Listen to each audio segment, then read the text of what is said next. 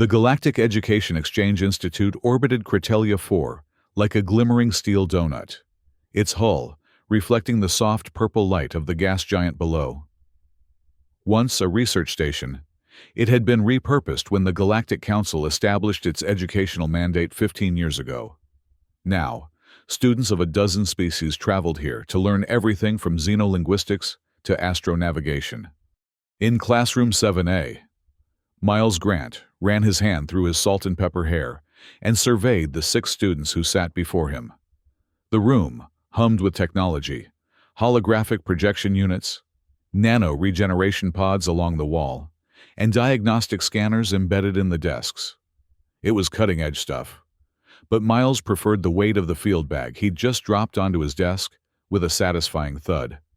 "Welcome to Emergency Medical Response, Cross-Species Applications," he announced, his voice carrying the slight rasp of someone who'd spent too many years shouting orders in chaotic situations. At 43, Miles still carried himself with military bearing, a leftover from his time as an Army combat medic.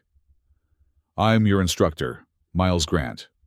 The students shifted in their seats, some exchanging glances that Miles had learned to interpret across species boundaries. Skepticism looked remarkably similar regardless of how many eyes or appendages were involved. "You smell of antiseptics," commented Azek, an Avenari with iridescent feathers that rippled with each movement. The translator rendered his musical chirps into English with a slight delay. "Primitive chemical compounds." Miles nodded, unperturbed. "Betadine. Old habit from my field days. Now," he tapped the display table, bringing up a holographic human figure. "Let's talk about why you're all here." Gilo, a hulking draven with armored skin and 4 arms, leaned forward. "To learn how primitive species survive without proper medical technology." Several others chittered or rumbled with amusement. Miles had expected this. These students came from societies with medical nanites, biological integration fields, and instantaneous tissue regeneration. The idea of learning human first aid techniques seemed absurd to them, a historical curiosity at best, a waste of time at worst. "To learn how to save lives when your fancy tech fails," Miles corrected, pulling an old-fashioned tourniquet from his bag and slapping it on the desk. "Because it will fail. Maybe not today, maybe not tomorrow, but when you least expect it. When lives depend on it. Systems crash, power fluctuates, and suddenly you're all that stands between someone and death." Cell, a gelatinous Rafari who communicated through color shifts and translator implants, pulsed a dismissive blue. "Our species has redundant biological healing capabilities. We don't experience your fragility." "And yet," Miles replied, "the Council mandated this course for all medical track students." "Interesting, isn't it?" Zetek, the 6th student, had remained silent until now. A Krev with metallic exoskeleton and compound eyes. They finally spoke. "The mandate came after the Orion Station incident. 73 deaths when life support and medical systems simultaneously failed." Miles nodded approvingly. "Someone did their homework." "Yes, that's exactly right. Now, let's start with the basics." He reached into his bag and pulled out what looked like ancient relics to the students. Gauze pads, adhesive bandages, a manual blood pressure cuff, and other implements that seemed archaic compared to their molecular reconstruction devices. "Today, we're learning to stop hemorrhaging without technology. Pressure points, tourniquet application, wound packing." Miles looked at their incredulous expressions. "I know what you're thinking. Your species have different anatomies, different circulatory systems. That's why we're going to learn the principles that apply universally, then adapt them to your specific biologies." Gilo's clutchmate and equally imposing, spoke next. "This seems unnecessarily dramatic. Even in emergency situations, backup systems engage." "What if I told you," Miles countered, "that we're going to simulate complete tech failure? No backups, No nanites. Just you, your hands, and whatever materials you can find. The room filled with doubtful murmurs. Zeke, the final student, an elegant, six-limbed Melvian with translucent skin through which complex circulatory patterns were visible, raised a delicate appendage. Professor Grant, my species has evolved regenerative capabilities that make bleeding to death virtually impossible. How is this relevant to me? Miles smiled patiently. And what happens when you need to treat a human, or an Avenari, or anyone without your biological advantages?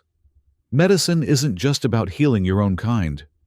The class fell silent, considering this perspective.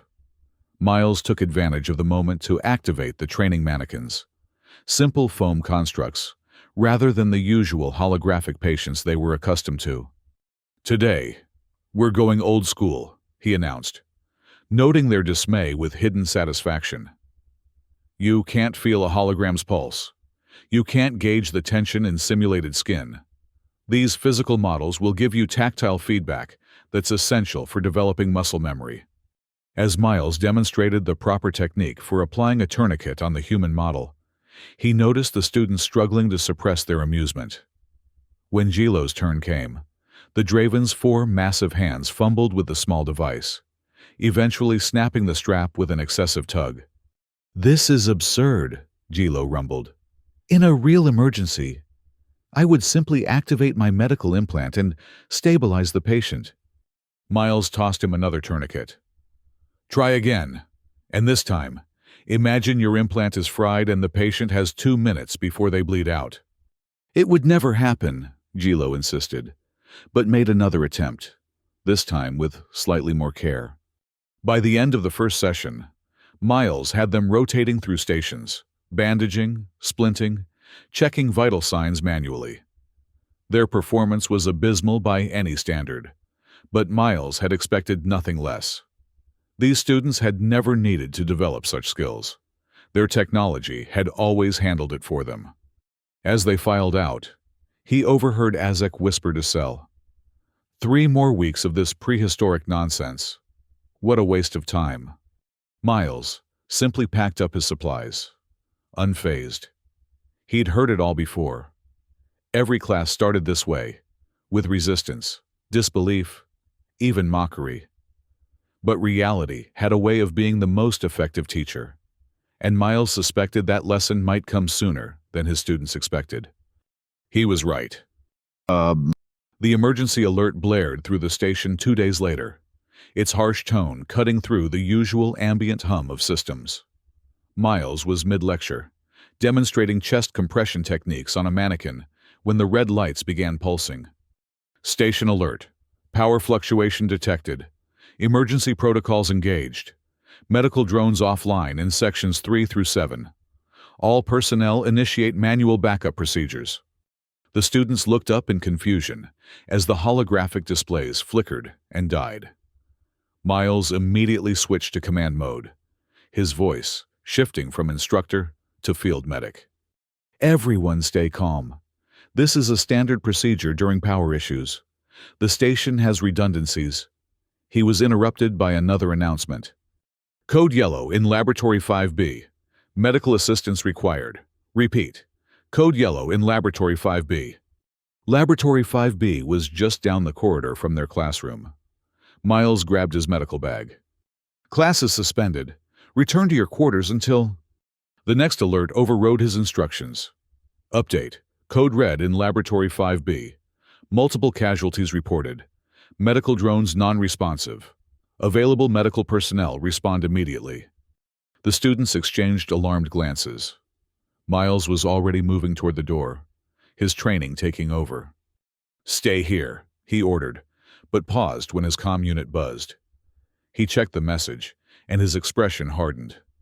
"Change of plans. You're coming with me. This is now a field exercise." "But we've barely started training," Zeke protested, her skin paling to a nervous white. "Welcome to emergency medicine," Miles replied grimly. "Sometimes you get thrown into the deep end." They followed him down the corridor, the emergency lights casting everything in an eerie red glow. The air filtration system had switched to emergency mode, creating a slight pressure differential that made their ears pop. When they reached Laboratory 5B, the door was sealed. "Manual override," Miles instructed, pointing to the mechanical latch that was rarely used. Gilo stepped forward, using his superior strength to disengage the lock. The door slid open with a hydraulic hiss. The scene inside froze them all. The laboratory, normally a pristine environment for xenochemistry research, was in chaos. Equipment had been thrown from shelves, chemical containers had shattered, and in the center of it all lay Dr. Velton, a respected Rafari xenochemist. A metal support beam had broken loose during what appeared to be a localized explosion, and now impaled the scientist through the chest. Thick, amber fluid, Rafari blood, pooled beneath him. Two lab assistants were attempting to help, but their actions were panicked and uncoordinated. "Medical drones are offline," one assistant shouted when they saw Miles. "The regeneration unit isn't responding either." Miles assessed the situation in seconds. "Azek, Gilo, with me. The rest of you, secure those chemical containers. We don't need toxic exposure on top of this." He approached Velton, whose gelatinous form was unusually rigid, a sign of extreme distress in Rafari physiology. The beam had pierced what Miles knew to be the equivalent of a primary circulatory node. Without intervention, Velton would dissolve into component materials within minutes, the Rafari version of death. "We can't move the beam," Miles announced after a quick examination. "It's actually preventing total circulatory collapse. Azek, apply pressure here and here." He indicated 2 points where amber fluid was seeping around the metal. "Gilo, I need you to stabilize the beam so it doesn't shift." The students hesitated, then moved into position. Miles turned to the others.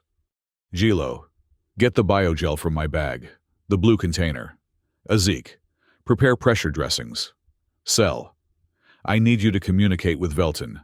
Your species share similar biochemical markers." As they scrambled to follow his instructions, Miles calibrated his approach for Rafari physiology. The universal principles were the same: control bleeding, maintain circulation, prevent shock. But the application required species-specific knowledge. "The medical team should be here in 15 minutes. One of the lab assistants informed them. "Velton doesn't have 15 minutes, Miles replied. He looked at his students, seeing the fear in their varied anatomical features. "This is what we've been training for. Forget what you think you know about superior technology. Right now, it's just us, our hands, and our knowledge." He guided them through each step, applying specialized biogel that would temporarily solidify Rafari cellular structure, creating pressure points to redirect circulation away from the damaged node, preparing dressings that would maintain cellular integrity. The students' hands shook. Mistakes were made. Azek accidentally released pressure at a critical moment, causing a surge of amber fluid that Miles quickly contained. Gilo applied too much biogel, nearly triggering a solidification cascade that would have been fatal. But with each error, Miles calmly corrected, guided, and encouraged. Gradually, Velton's condition stabilized. The rigid distress in his gelatinous form softened slightly, and the amber fluid stopped spreading across the floor. "We've bought him time," Miles announced after checking vital signs using methods adapted for Rafari physiology. "Now, we maintain until the medical team arrives." The room fell into a tense silence, broken only by the soft sounds of their efforts and the labored communication signals from Velton. For the first time since class began, none of the students were laughing. When the medical team finally arrived, they were astonished to find Velton still viable. The lead physician, a Krev like Zetek, examined their work with increasing surprise. "You've implemented a manual circulatory bypass," she noted, scanning the arrangement of pressure points and biogel applications. "This is unexpectedly effective." "Old school techniques," Miles replied simply. "Sometimes the basics are all you need." As they transferred Velton to a transport unit, the physician pulled Miles aside. "The drones are still offline. We have 3 more incidents across the station requiring immediate attention." Miles nodded understanding. "My students and I will take the emergency in Section 4. Send the other team to Section 8. "Are they qualified?" the physician asked dubiously, glancing at the shaken students. "They just qualified themselves," Miles answered. "Sometimes you learn to swim by being thrown into the deep end." As they hurried toward the next emergency, Miles noticed the changed demeanor in his students. The skepticism had vanished, replaced by a mixture of shock, determination, and newfound respect. They moved with purpose now, carrying his medical supplies without complaint.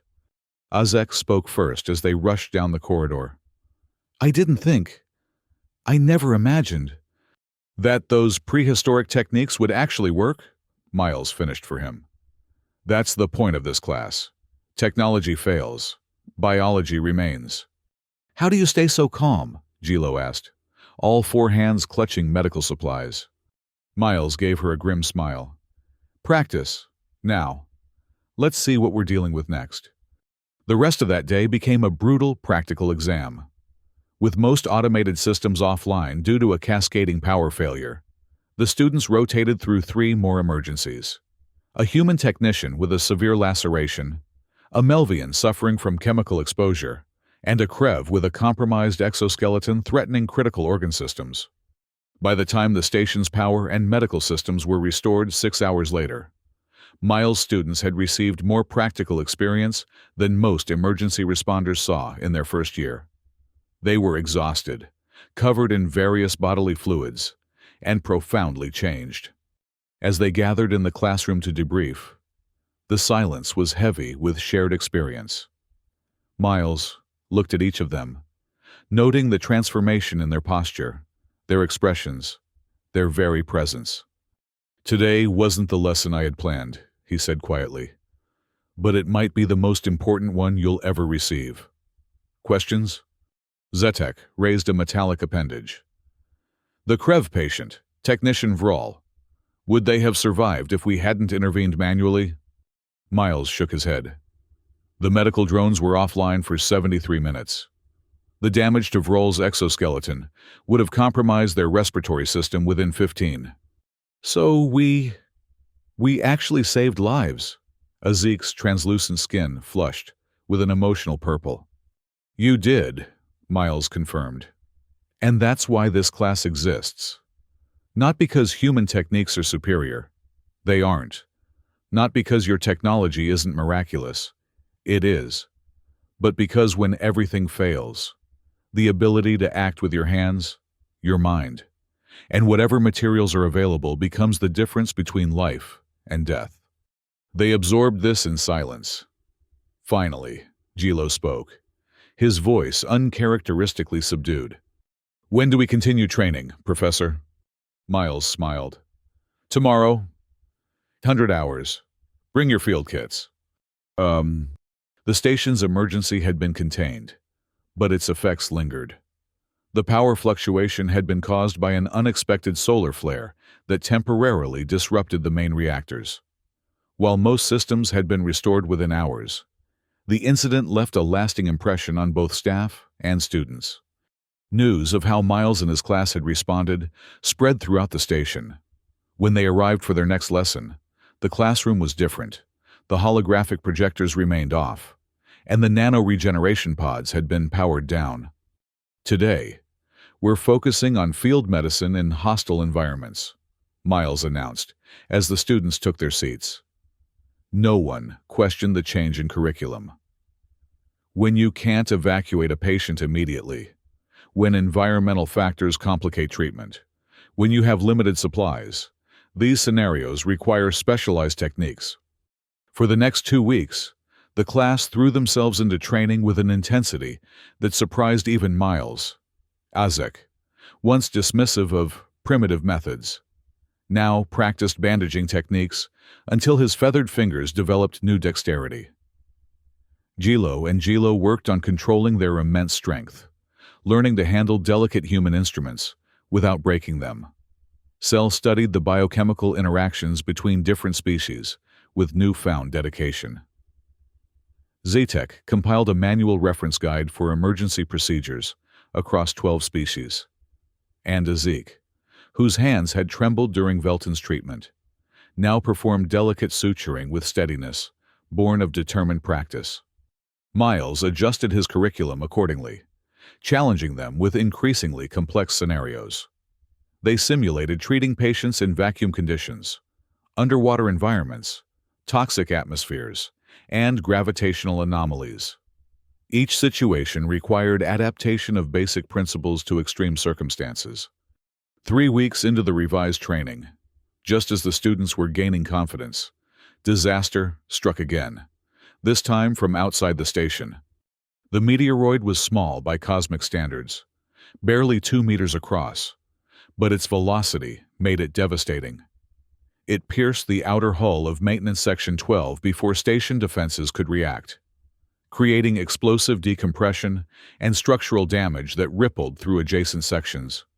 Miles was demonstrating chest tube insertion on a simulation mannequin when the impact alarm sounded.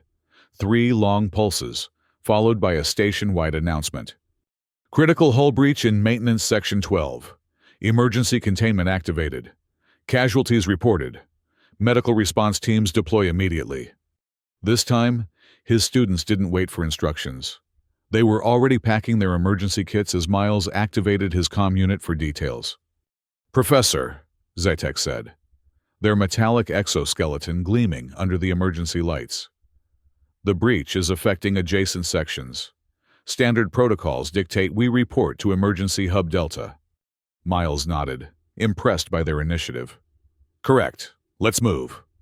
They arrived at Emergency Hub Delta to find organized chaos. The medical response coordinator, a human named Dr. Patel, was assigning teams to different areas affected by the breach. She looked up as Miles and his students entered. "Grant, thank goodness. We have 2 technicians trapped in the maintenance access tube between sections 11 and 12. The automatic seal's activated, but they're injured and we can't get drones in there. The tube is too narrow for most of our medical staff." Miles assessed his team. Azek, you 2 have the right build for this. Are you ready for a real field operation?" The 2 students exchanged glances, then nodded firmly. "I'll go with them," Miles decided. "The rest of you, report to Dr. Patel for assignment." The maintenance access tube was barely a meter in diameter, requiring them to crawl through on hands and knees. Emergency lighting cast long shadows, and the air was thin. Life support was functioning at minimal capacity in this damaged section. "Atmosphere at 17% oxygen," Azek reported, his respiratory system better adapted to detect gas compositions. "Temperature dropping. The station is diverting power from non-essential systems," Miles explained, leading the way through the cramped passage. "We need to work quickly." They found the technicians halfway down the tube.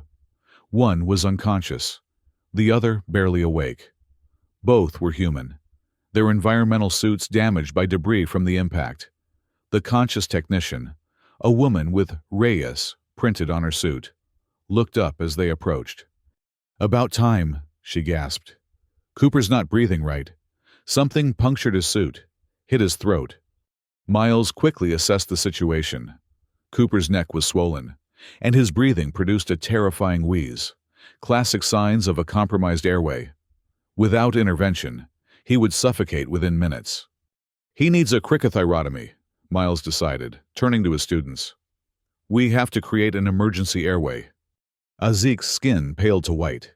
"Here, in this tube?"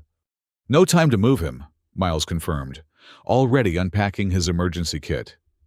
"Azek, stabilize his head. Azik, you'll perform the procedure." "Me?" Azik's voice rose with panic. "But I've only practiced on mannequins." "And I'll guide you through every step," Miles assured her.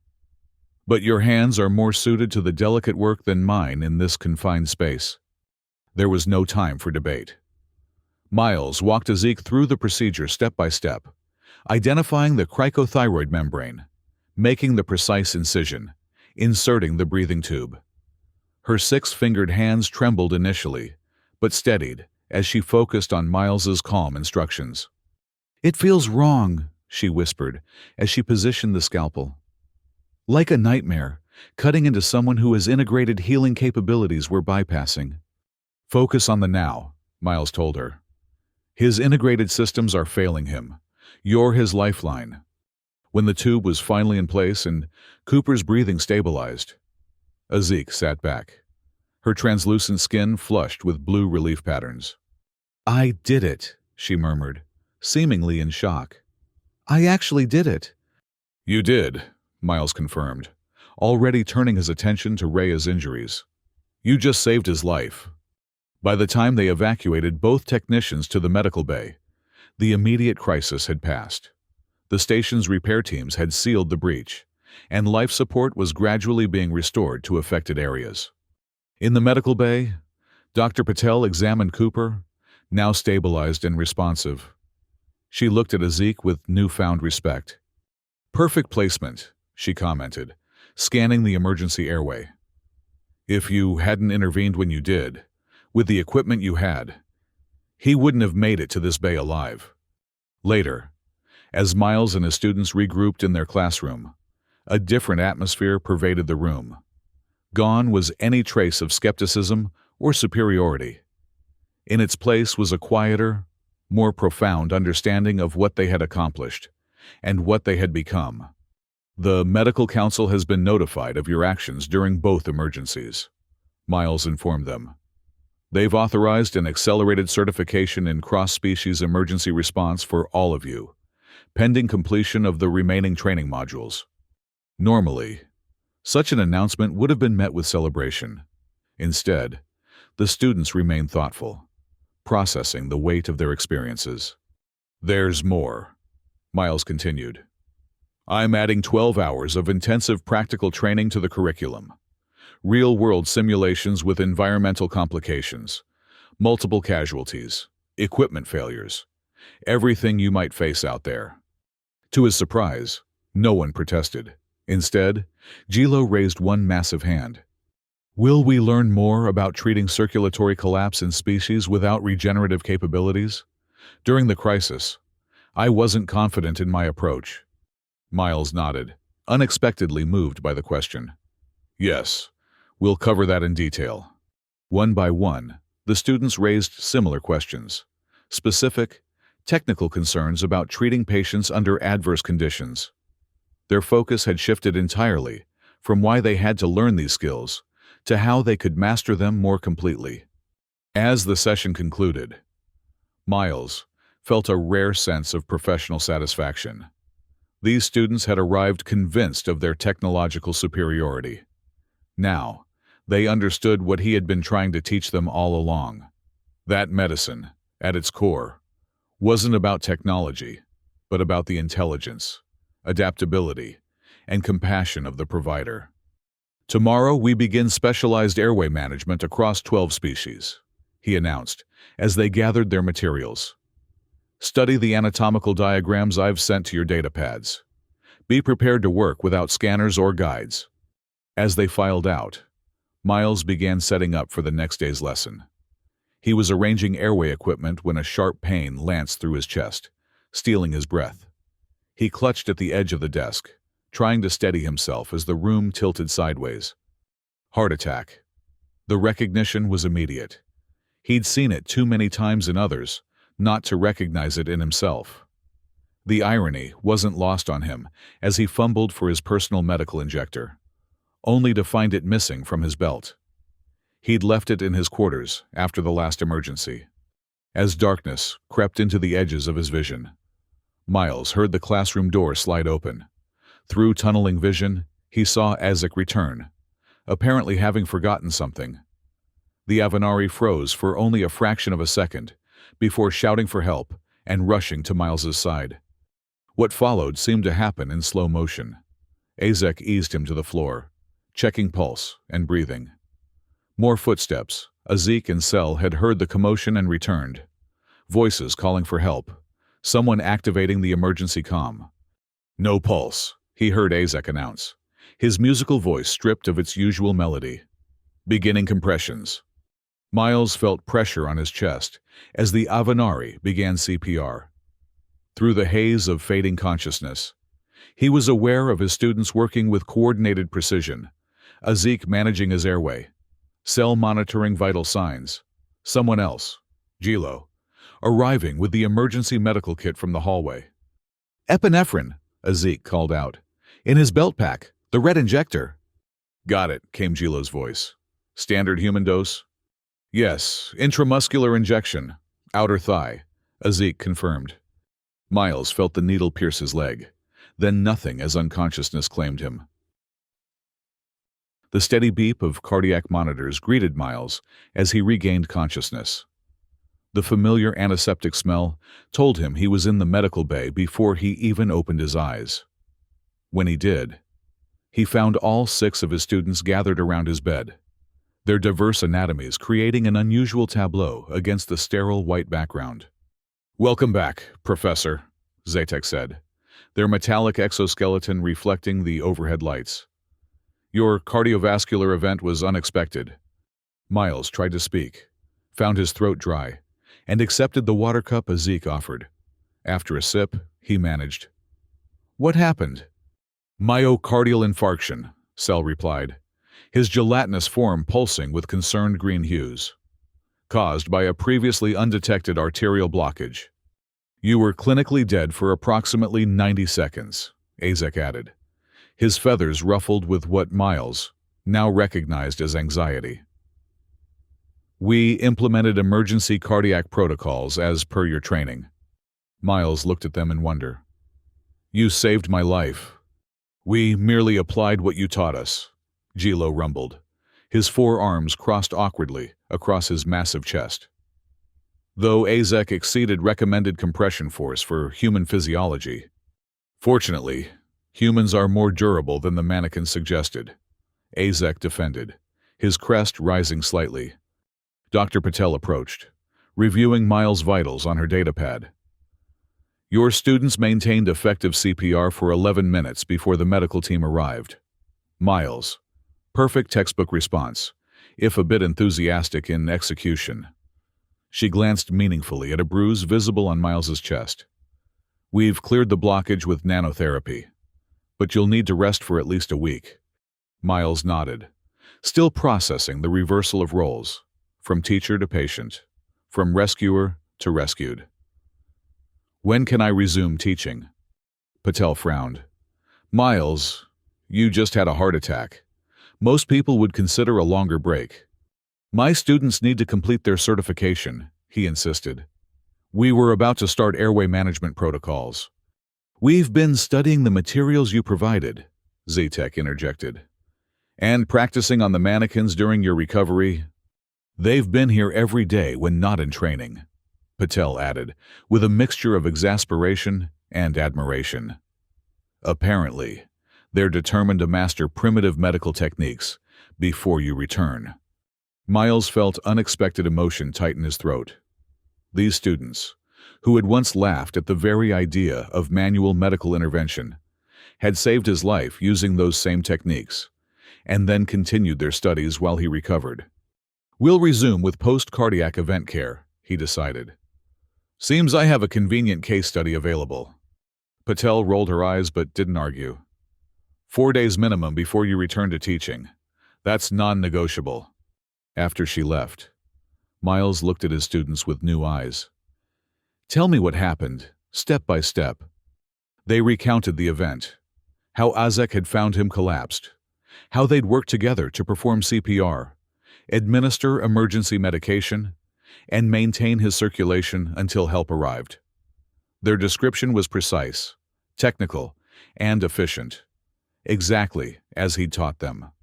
We were fortunate that Azek returned to retrieve his notes, Azik admitted. Without immediate intervention, I wouldn't be here, Miles finished. I know. A comfortable silence fell, broken only by the steady beep of the monitors. Finally, Cell pulsed a questioning blue. Does this mean we passed the course, Professor? For the first time in days. Miles laughed, then winced as the movement aggravated his sore ribs. Not quite yet, but you're well on your way. Uh, 4 days later, against Dr. Patel's better judgment but with her reluctant clearance, Miles returned to classroom 7A. His students had arranged the room for his arrival, setting up comfortable seating and organizing the equipment for the day's lesson. "Welcome back, Professor." They greeted him with unified respect that would have been unimaginable 6 weeks earlier. "Thank you," Miles replied, easing himself into his chair. Today's topic: cardiac care and post-emergency management. For the next 2 weeks, Miles guided them through the remaining curriculum, adjusting his teaching style to their newfound dedication. No longer did he need to convince them of the value of manual techniques. Now, their questions focused on refinements, adaptations, and complex applications. When the final day of training arrived, Miles presented each student with their official certification, council-approved credentials that would be recognized throughout the galaxy. Where once such a ceremony might have been met with indifference, now each accepted the credential with solemn pride. "You've completed the required curriculum," Miles announced. "But your education continues with every patient you treat, every emergency you face. Medicine isn't about technology or techniques. It's about being present when needed, adapting to circumstances, and never giving up on a life that can be saved." As the students filed out, Azik lingered behind. "Professor Grant," she began, her translucent skin rippling with emotional patterns. "I wanted to thank you, not just for the training, but for trusting me in the maintenance tube, with a technician's life in my hands. I didn't believe I could do it." "But you did," Miles reminded her gently. "Yes," she agreed. "And now, I know I can again, if needed." Her colors shifted to a determined blue. "I've decided to specialize in emergency medicine. The Council has approved my application for the Deep Space Rescue Program." Miles felt a surge of pride. "They'll be lucky to have you." One by one, the others returned, each sharing similar news. Gilo and Gilo had been accepted to the Frontier Medical Corps. Cell was joining a research team developing simplified emergency procedures for colonists. Z-Tech had been commissioned to create training protocols for non-medical personnel. And Azek was returning to his homeworld to establish the first manual medical training facility. "It seems," Miles observed, "that you've all found your calling." "Thanks to you," Gilo acknowledged, all four arms gesturing respectfully. Miles shook his head. "No. Thanks to your own experiences. I just provided the framework. You discovered the truth yourselves." After they departed, Miles sat alone in the classroom, reflecting on the transformation he'd witnessed. These students had arrived confident in their technology and dismissive of primitive techniques. They were leaving as something entirely new, practitioners who understood that the fundamentals of medicine transcended technology, that hands and hearts could sometimes accomplish what the most advanced systems could not. His comm unit chimed with an incoming message. It was from the Council, a news bulletin about an Avanari medical officer who had saved an entire Rafari merchant vessel after catastrophic system failure. Using what the report described as adapted human emergency techniques, the officer had stabilized 17 critically injured crew members until rescue arrived. Miles smiled, recognizing the pattern emerging. His students would teach others, who would teach still more. The knowledge would spread, adapting and evolving, but always preserving the core principles he'd instilled: that life was fragile, that technology could fail, and that sometimes the difference between life and death was nothing more than trained hands and determined minds. As he packed up his materials for the final time, Miles reflected on the journey. His students had come so far, from laughing at his prehistoric methods to saving lives with those very techniques, including his own. "They're not laughing anymore," he murmured to himself, a smile tugging at his lips. "Now, they're too busy saving lives." The classroom door slid shut behind him, but the legacy he'd created would echo throughout the galaxy for generations to come, carried forward by 6 students who had learned, in the most profound way possible, that sometimes the oldest methods were the ones you could truly count on when everything else failed.